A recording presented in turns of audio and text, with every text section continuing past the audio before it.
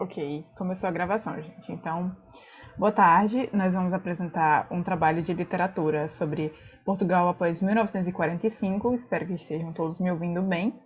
E eu vou mostrar para vocês os componentes, o grupo e os tópicos. Opa. Então, os componentes são o André Luiz, número 5, eu, número 9, Gabriel, número 11, Leonardo, número 20 e o Vitório, 31. Nossos tópicos são o contexto histórico, as características do salazarismo, que é a escola literária que vigora em Portugal a partir de 1945, a literatura no Estado Novo, que é o neorrealismo, né? O salazarismo, ele tem essa característica do neorrealismo, que é a escola que surge após o salazarismo, algumas obras notáveis desse período e um contexto breve do que acontece após 1945. Professora Maíse, professora de português e literatura, perdão.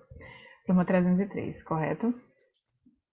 Deixa eu apagar esse risco aqui, que por algum motivo tá aparecendo e não quer sair. Então tá bom. Se ele quer ficar aí, tranquilo. Contexto histórico, meninos podem seguir. Então vamos lá.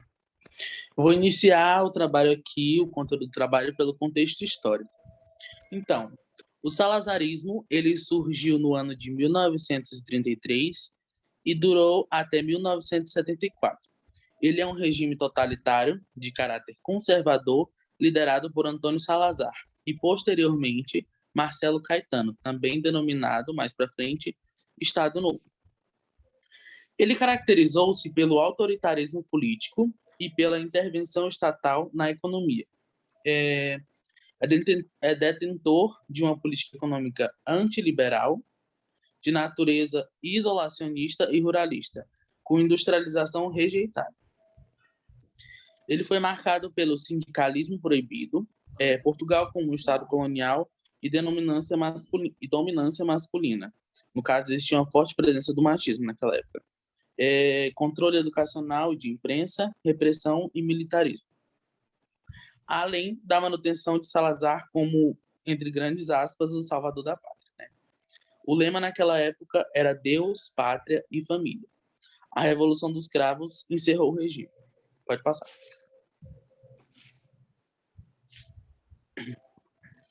Agora eu vou falar para vocês algumas características do salazarismo. Vamos começar pela exaltação do líder, no caso, Salazar. Inclusive, o próprio nome do regime exalta ele, né?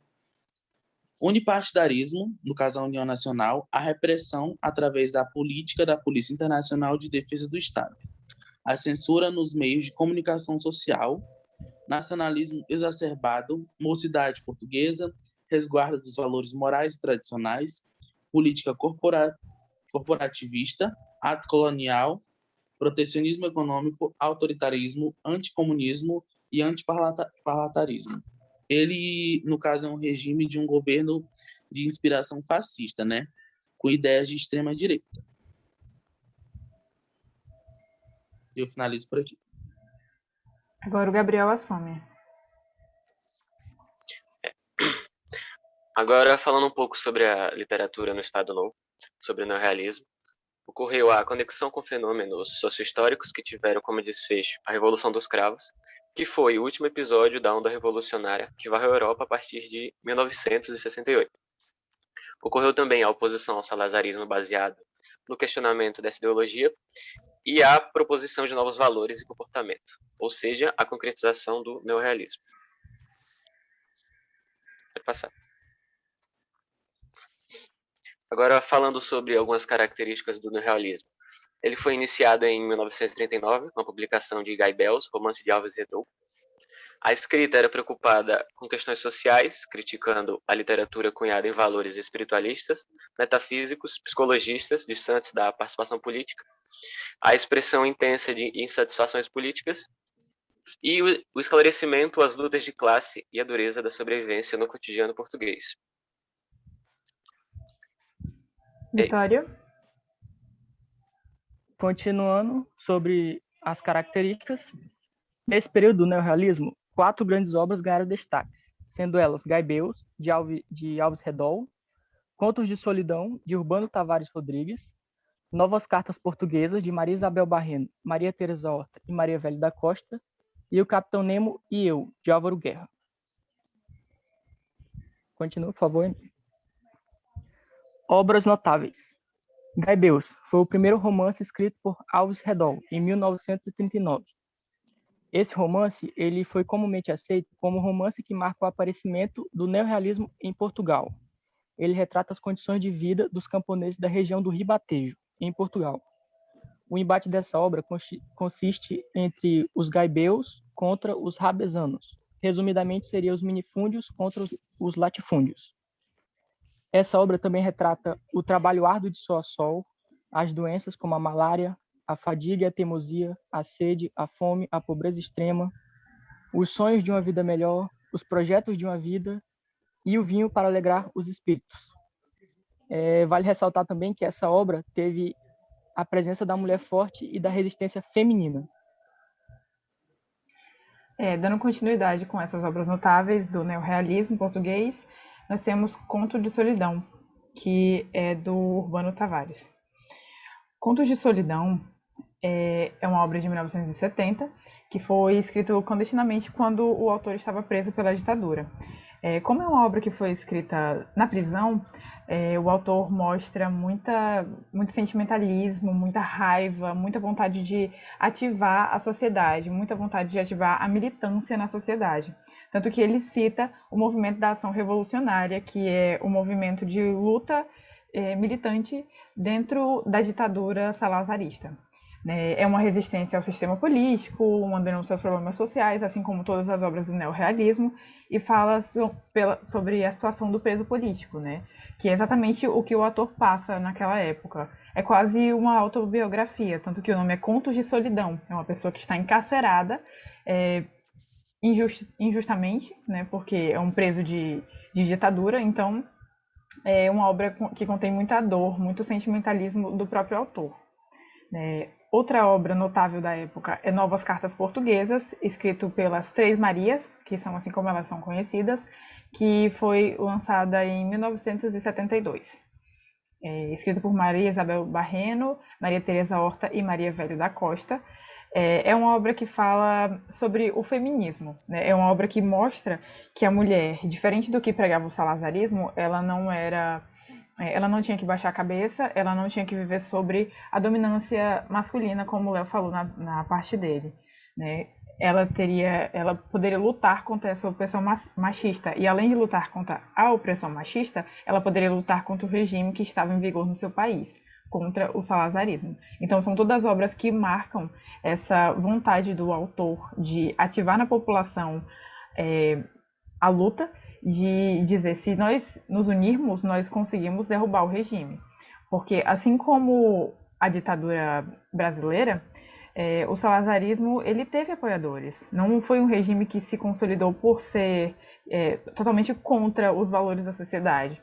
Era uma ditadura que tinha como valores Deus, pátria e família. Então era uma ditadura conservadora, tinha apoiadores. E para poder mostrar que esse regime ele era inconsistente, que ele não cabia a uma sociedade moderna, porque vocês veem que essas obras são a partir da década de 1970, não se encaixa numa sociedade moderna. Eles precisavam ativar na população essa angústia, mostrar para a população essa angústia, para ver se criava uma consciência de que não, isso não está ok, nós precisamos depor Salazar.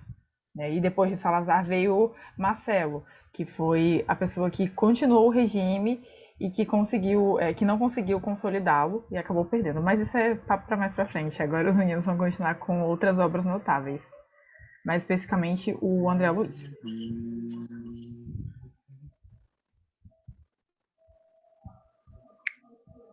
O Capitão Nemo e Eu, de Álvaro Guerra, publicado em 1973.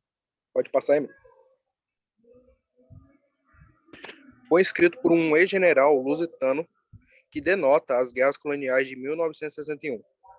Retrata como foi a vivência de um soldado na Guerra da Guiné, reconstruindo momentos traumáticos do combate, como traumas, etc., e questionando por muitas vezes a permanência dos portugueses no continente africano. A guerra durou 13 anos e só poderia ser mencionado pelo povo como um ato de bravura do exército português, algo que foi duramente criticado na obra. Também estimulou setores do exército e acabou desencadeando eventos como o famoso Revolução dos Cravos. Pode passar, Emily?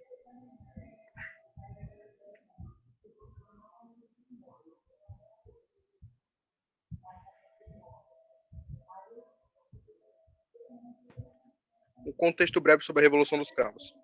Em 24 de abril de 1974, começou a agitação, quando tropas do governo, quer dizer, tropas revolucionárias, começaram a se posicionar perto do Palácio do Governo, objetivando tomá-lo de forma rápida.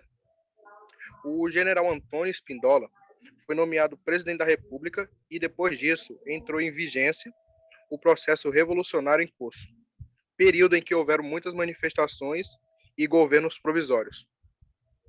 Foi criada uma instituição que entrou em vigência em 25 de abril de 1976, garantindo eleições legislativas pela primeira vez.